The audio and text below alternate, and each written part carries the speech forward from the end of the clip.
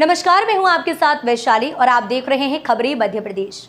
चलिए चलते हैं आज की खबरों की ओर। मुख्यमंत्री डॉक्टर मोहन यादव भोपाल में 28वें राज्य स्तरीय युवा महोत्सव कार्यक्रम के समापन समारोह में शामिल हुए।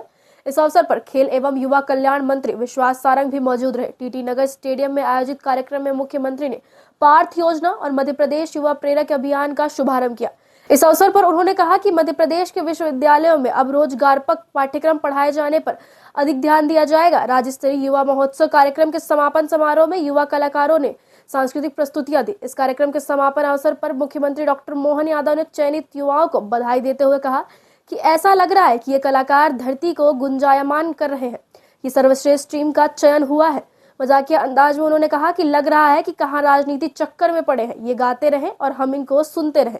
इस अवसर पर सीएम ने कहा कि जब हम अपनी प्रतिभा और कला को जीवंत करते हैं तो उसका आनंद एकदम अलग होता है। इसी के साथ उन्होंने सभी युवाओं को उज्जवल भविष्य के लिए शुभकामनाएं दी।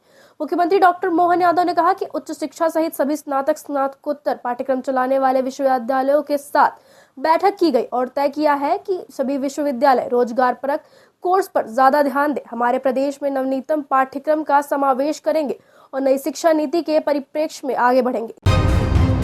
मध्य प्रदेश सरकार युवाओं के उज्जवल भविष्य और उनके सशक्तिकरण के लिए नवाचारों पर जोर दे रही है। एमपी के मुख्यमंत्री डॉक्टर यादव के सशक्त नेतृत्व में मध्य प्रदेश सरकार प्रधानमंत्री नरेंद्र मोदी के मंत्र गरीब, युवा, अन्नदाता और नारी के सशक्तिकरण पर विशेष फोकस कर रही है। आपको बता दें कि मुख्यमंत्री डॉक्टर मोहन यादव प्रधानमंत्री मोदी के विजन को मिशन के रूप में धरातल पर लागू करने पर संभव प्रयास कर रहे हैं। इसी उद्देश्य से मध्य प्रदेश सरकार युवाओं के लिए युवा शक्ति मिशन के रूप में सशक्तिकरण की नई सौगात लेकर आई है। प्रदेश सरकार स्वामी विवेकानंद की जयंती 12 जनवरी से युवा शक्ति मिशन लॉन्च करने जा रही है। इस मिशन का उद्देश्य मध्य प्रदेश के विकास में युवाओं की व्यापक क्षमताओं का उपयोग करना है एवं मध्य प्रदेश के समग्र विकास में उनकी सहभागिता को बढ़ावा है। यह मिशन तकनीकी शिक्षा, कौशल विकास, उच्च शिक्षा, रोजगार और खेल विभागों के सहयोग से संचालित होगा। इसका उद्देश्य युवाओं में आत्मविश्वास बढ़ाना, उनकी स्किल्स अपग्रेड करना और उनकी प्रतिभा को निखारना है। युवाओं की न्यूनतम आय कुशल श्रमिक के बराबर करना, 12वीं तक शिक्षा सुनिश्चित करना और उन्हें 2030 तक 70% सामाजिक पहल में भागीदार बनाना। वही प्रदेश में दूध उत्पादन दोगुना करने के लिए सरकार 1500 करोड़ रुपए का निवेश करेगी। आपको बता दें कि सांची ब्रांड के उत्पाद अब राष्ट्रीय स्तर पर बिकेंगे। हर ग्राम पंचायत में दूध कलेक्शन सेंटर खोले जाएंगे और दुग्ध संघों की संख्या 6000 से बढ़ाकर 9000 की जाएगी। दुग्ध प्रोसेसिंग क्षमता बढ़ाकर 10.5 लाख किलो से 20 लाख किलो प्रतिदिन करने का लक्ष्य है। इस कदम से किसानों की आय 2028 तक 1700 करोड़ से दोगुनी बढ़ाकर 3500 करोड़ रुपए करने की योजना है, जिससे प्रदेश के ग्रामीणों और दुग्ध उत्पादकों को सीधा लाभ मिलेगा। पीपुल्स मॉल के मुक्ता सिनेमा हॉल के ऑफिस में हुई 3 लाख रुपए की चोरी का निशातपुरा पुलिस ने खुलासा कर दिया है। सिनेमा हॉल के पूर्व मैनेजर ने बेरोजगारी और कर्ज से परेशान होकर अपने साथी के साथ मिलकर वारदात को अंजाम दिया था।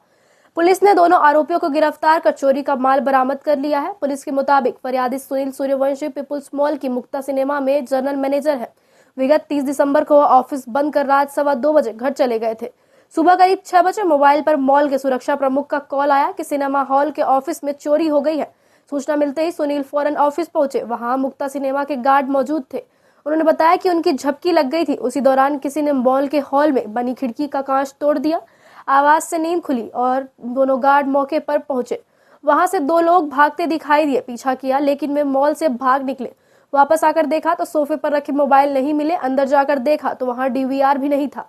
ऑफिस में रखी अलमारी का लॉक भी टूटा मिला। अलमारी में रखी नकदी समेत करीब 3 लाख रुपए का सामान अज्ञात चोर चुरा ले गए थे। पुलिस ने प्रकरण दर्ज कर विवेचना शुरू कर दी थी। विवेचना के दौरान पुलिस ने घटनास्थल और आसपास लगे 60 से अधिक सीसीटीवी कैमरों के फुटेज चेक किए। मुखबिर तंत्र में भी सक्रिय किया। संदेह के आधार पर छोला मंदिर स्थित दशहरा मैदान से 2 लोगों को हिरासत में लेकर पूछताछ की गई।